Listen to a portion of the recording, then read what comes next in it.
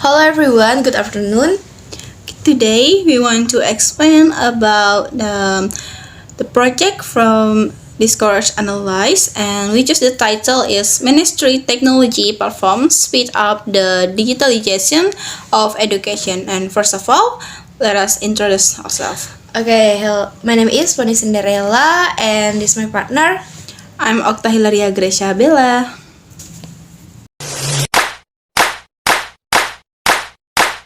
See introduction. Language shapes social reality through mass media, particularly news reporting, which does more than convey facts, it controls meaning, perspective, and public interruption. Discuss, analyze, provides an appropriate framework for examining language use beyond the sentence levels, text, organization, and its social function, including cohesion, grammatical, lexical links, coherence, logical flow, genre, structure, and critical discourse analysis (CDA) for uncovering ideologies and power relation. Purpose: comprehensive analysis using discourse analysis method, coherence to understand inter-sentence relationship, genre structure typical of news articles, CDA to uncover hidden ideologies, link language and content to become critical readers. Benefits: enhance understanding of news discourse analysis, improve coherence analyze skill in writing, develop genre structure recognition in news writing, promote critical think about media ideology via CDA, understanding language content relationship in discourse, become critical consumers of new media. Object of analysis. Title of article: Ministry Technology Platform Speed Up the Digitalization of Education. Source: The Jakarta Post. Focus: Government policy on educational digitalization. Discourse and content analysis. Focus on government and initiatives in educational digitalization. Technology platforms are presented as solution. Emphasizes efficiency, modernization, and innovation. Reflects national education from agenda.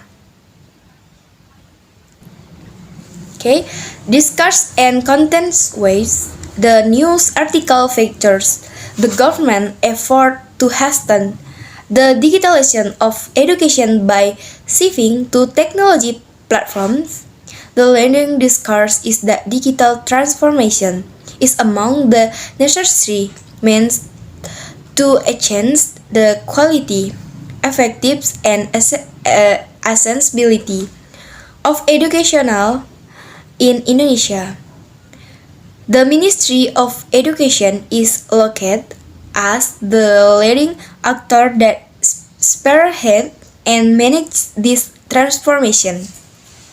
The article also strongly bears the mark of this context.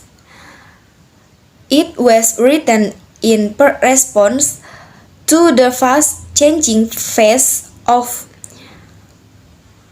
digital technology and insert reference on online platform during and after the COVID-19 pandemic. Since the article is published in the Jakarta Post targeting educate readers and polymakers, the content includes initiatives and national level program rather than classroom practices or individual experience. Overall, The discussion farmers digitalization as but necessary and positive in the face of present educational challenges. However, the policy success frame means such as school levels, readiness, and unequal access to technologies. This evidence the facts the content selection is strengthening the reader's knowledge about educational digitalization. Okay, now we move on cohesion and coherence analysis. In cohesion and coherent analysis, there are 4 points. Number one is repetition of key terms to maintain topic focus, clear use of pronouns and reference, logical flow of ideas from general to specific text it easy to follow and well organized. Okay, now we will give the simple explanation, and the explanation is in terms of cohesion and coherence, the news article is written in a clear and well organized way. The writer consistently repeats key terms such as digitalization, technology platform, and the Ministry of Education, which help the reader stay focused on the main topic.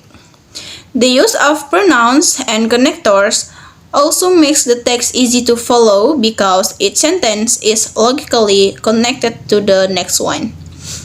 In addition, the articles show good coherence since the ideas are arranged from general information about government policy to more specific explanation about its impact on education. As a result, reader can easily understand the main message without confusing. And now is genre analysis. In genre analysis, just have 5 points. And number one is the text is classified as a news article, specifically policy and education reporting. Uses formal and objective language with a third-person point of view. Focuses on government institution and educational policies. Follows typical news structure is headline, introduction, and explanation of initiative. And the main purpose is to inform readers about educational digitalization, not to express personal opinion.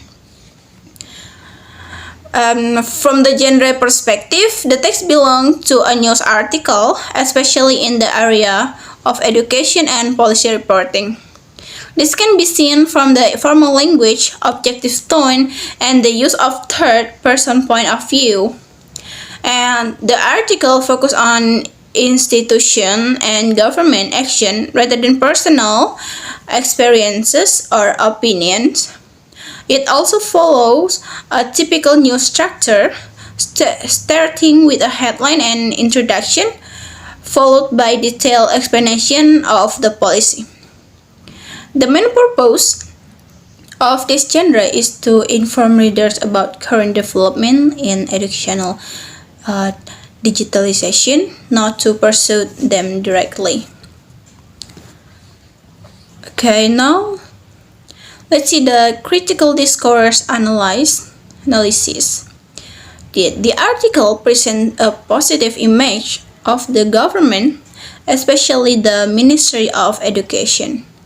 Digital technology is framed as an effective solution for educational problem. The ministry is portrayed as proactive, progressive, and innovative. They have the three, and the discourse reflects a top-down perspective, focusing on policymakers.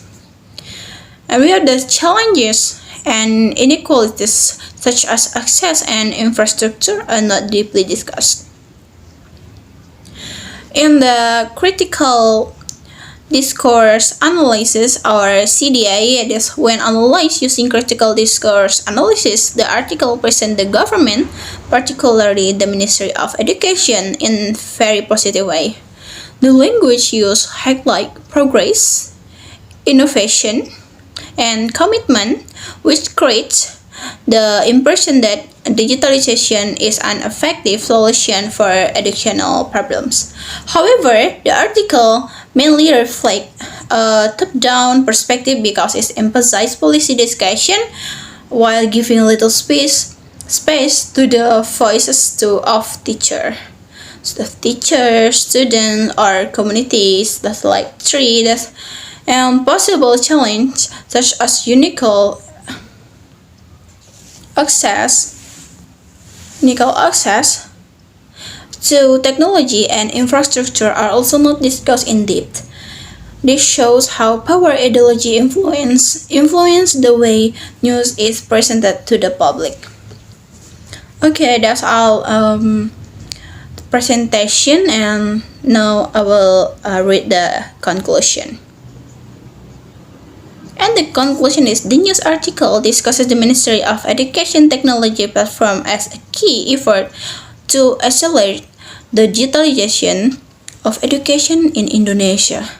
It emphasized how digital platforms support teaching, learning, and administrative process to improve of